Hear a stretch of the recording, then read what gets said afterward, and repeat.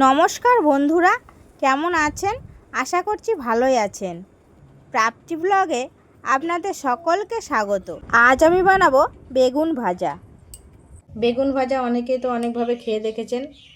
আজকে একটু অন্যরকম করে বেগুন ভাজা করে দেখাবো, আপনারা দেখুন।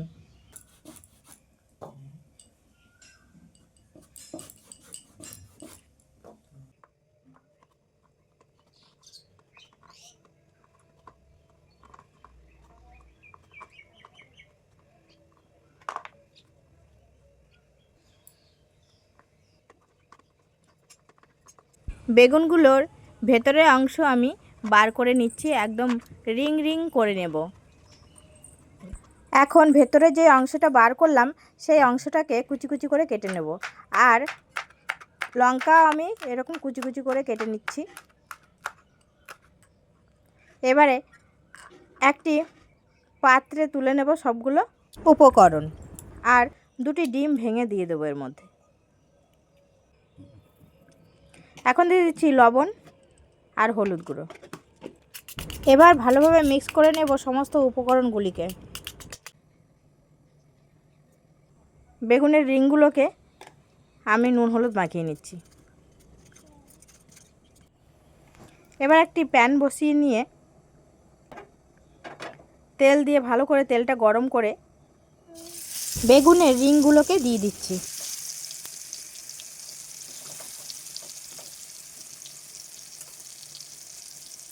এবার যে মিশ্রণটি তৈরি করলাম সেই মিশ্রণটি সমস্তটা বেগুনের মধ্যে দিয়ে দেব।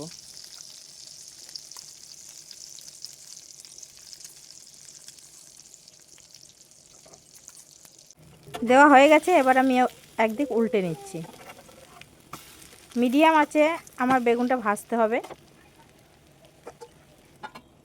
একটু ঢাকাও দিয়ে দিলাম, তাহলে ভালো সেদ্ধ হয়ে যাবে। আমার বেগুন ভাজা হয়ে গেছে, আমি এবার তুলে নিচ্ছি। এবার গরম গরম ভাতের সঙ্গে পরিবেশন করলে দারুণ লাগে। ভিডিওটা কেমন লাগলো অবশ্যই কমেন্টে জানাবেন। আর নতুন বন্ধুদের অনুরোধ জানাই সাবস্ক্রাইব করে আমার পাশে থাকার জন্য। আমার তো দেখেই খেতে ইচ্ছা করছে, এত সুন্দর ভেজেছো। তাই?